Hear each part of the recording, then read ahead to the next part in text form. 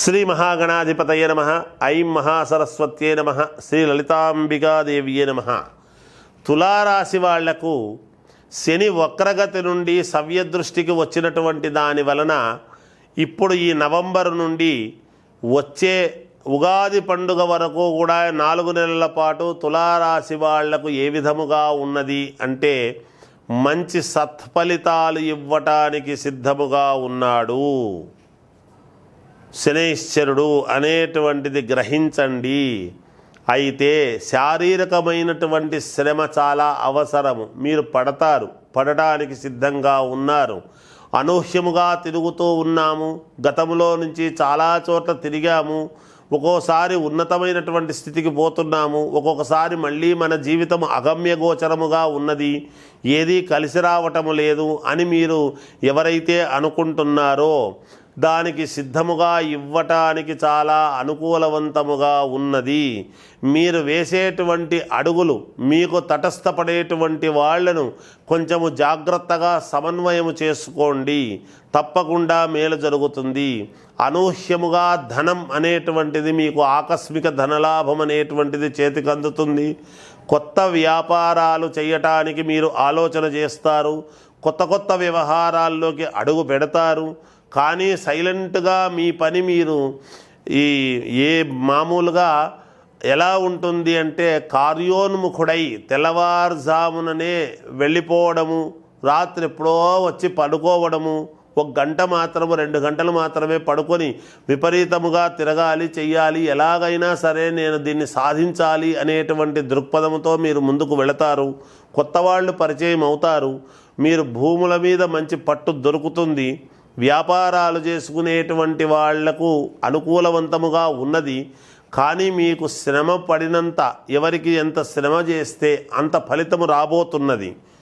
అంతేకాకుండా స్త్రీల వలన ఉపయోగము జరుగుతున్నది. మీకు గ్రహించండి, మేలు జరుగుతుంది. రాజకీయ నాయకుల వల్ల కూడా మీకు మేలు జరుగుతుంది.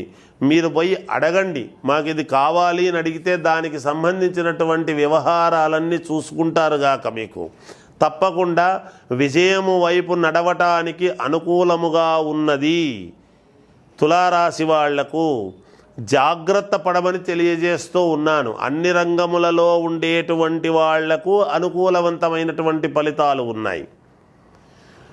ఏ రంగములో ఉండినా సరే, ఒక సినిమా కళావతల్లి రంగములో ఉండినా, రాజకీయ రంగములో ఉండినా, వ్యాపారము చేసుకునేటువంటి వాళ్ళు అయినా, సొంత వ్యాపారాలు చేసుకుంటున్నటువంటి వాళ్ళకైనా, ఉద్యోగాలు చేసుకునేటువంటి వాళ్ళకైనా, ఎవరికైనా అనుకూలవంతమైనటువంటి ఫలితాలే ఉన్నాయిగాక. అయితే అందరూ కూడా శ్రమ పడాలి. శ్రమ చాలా అవసరము. శనైశ్చరుడు బాగా శ్రమ పెడతాడు. దానికి తగినంత 2 ఫలితాన్ని కూడా ఇవ్వటానికి సిద్ధముగా ఉన్నాడు. భూముల వలన బాగా కలిసొచ్చేటువంటి విధానము ఉన్నది. కోర్టు పరమైనటువంటి ఏమైనా ఇబ్బందులు ఉంటే తప్పకుండా మీకు మేలు జరుగుతుంది. నరదృష్టి చాలా ఉంటుందిగాక ఈ సమయములో 4 నెలల పాటు మీకు ఆ నరదృష్టికి సంబంధించినటువంటి జాగ్రత్తలు తీసుకోండి. మేలు జరుగుతుంది. మీరు ఏ లగ్నములో పుట్టారో మీ వ్యక్తిగతమైనటువంటి జాతకాలను ఒక్కసారి మీకు నచ్చిన వాళ్ళ దగ్గర చూపించుకోండి. మేలు జరుగుతుంది. ఏదైనా పరిహారాలు ఉంటే చేసుకోండి. మీకు ముందుకు వెళ్ళటానికి అవకాశాలు ఉన్నాయిగాక. అంతేకాకుండా ఇంకా మెరుగైనటువంటి ఫలితాలు మేము సాధించాలి, మేము ఏం చేస్తే మేలు జరుగుతుంది అనేటువంటి ఇది మీకు ఉన్నప్పుడు తులారాశి వాళ్లకు నేనేం చెప్తున్నాను అంటే 1.25 కిలో తెల్ల నువ్వులు, 2 కొబ్బరికాయలు, తెల్లని రవిక గుడ్డ తీసుకువెళ్ళి ఎక్కడైనా బ్రాహ్మణుడికి దానము చెయ్యండి. ఇది మీరు కనీసం అంటే 3 సార్లు చెయ్యండి. 3 వారాల పాటు చేయండి. 3 శనివారాలు చెయ్యండి. తప్పకుండా మీకు విజయము లభించి తీరుతుంది అని తెలియజేస్తూ జయోస్తు. శ్రీ మహాగణాధిపతయే నమః. ఐం మహాసరస్వత్యే నమః. శ్రీ లలితాంబికాదేవియే నమః. ధనుస్సు రాశి వారికి శని వక్రగతి నుండి సవ్యదృష్టికి వచ్చినటువంటి దాని వలన ఈ నవంబర్ నుండి వచ్చే ఉగాది పండుగ వరకు కూడా 4 నెలల పాటు ఎలా ఉంటుంది ధనుస్సు రాశి వారికి అని అనుకున్నప్పుడు అనుకూలవంతమైనటువంటి ఫలితాలు ఇస్తాయి. అనుకూలవంతమైనటువంటి ఫలితాలే ఇస్తాయి గాక. మీరు అనుకున్నది అనుకున్నట్టు జరగడానికి కొంత సమయము పట్టినా తప్పకుండా మేలు జరుగుతుంది. దైవ అనుగ్రహము అనేటువంటిది మీకు చాలా అవసరము. ఎందుకంటే సప్తమములో కుజుడున్నాడు. ధనుర్రాశి వాళ్లకు రాశి నుంచి మిథునములో కుజుడు ఉండేటువంటి దాని వలన చిన్న చిన్న ఇబ్బందులు కూడా జరుగుతాయి. ఏమిటి ఎటువంటి ఇబ్బందులు అంటే ధనము రావాల్సినటువంటి చోట కానీ, భూముల వలన కొన్ని ఇబ్బందులు కానీ, ఇలాంటివి చిన్న చిన్న ఇబ్బందులు జరుగుతాయి గాక. కళ్యాణము విషయములో కూడా చిన్న చిన్న అడ్డంకులు కలుగుతాయి కానీ అధిగమించేటువంటి దానికి అవకాశాలు ఎక్కువగా ఉన్నాయి. రాబడి ధనము రెగ్యులర్గా వచ్చేటువంటివి యథావిధిగా వస్తాయి గాక. కాకపోతే కొంచెము ఆలస్యముగా, రోజు ఒకటే టయానికి వచ్చేటువంటివి కొంచెము నిదానముగా రావటం అనేది జరుగుతుంది. అంతేగాని రాదు అనేటువంటిదైతే ఏమీ లేదుగాక లేదు. వస్తాయి, ఇబ్బంది ఉండదు. ఆరోగ్య విషయంలో అనుకూలవంతముగా ఉన్నది. మామూలుగా ఏదైనా మనకు ఉద్యోగం రావాలి అనుకునేటువంటి వాళ్ళు గట్టిగా ప్రయత్నం చేయండి, తప్పకుండా వస్తుంది. విదేశాలకు వెళ్ళాలి అనుకునేటువంటి వాళ్ళు కూడా గట్టిగా ప్రయత్నం చేయండి.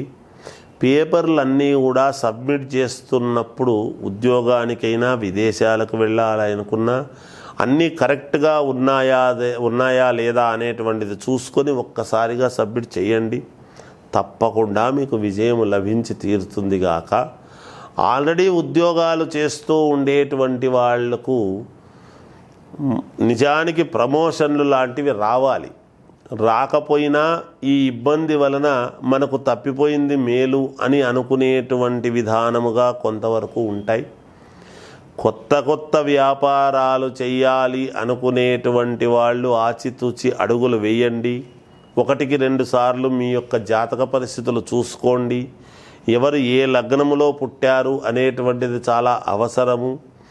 మీకు తోటి వాళ్ళు మిమ్మల్ని కొంచెం ఇబ్బంది పెట్టాలి అనేటువంటిది చూస్తారు. మనసులో ఒకటి పెట్టుకొని బయట ఒకటి మాట్లాడాలి అని చూస్తారు. జాగ్రత్త వహించండి.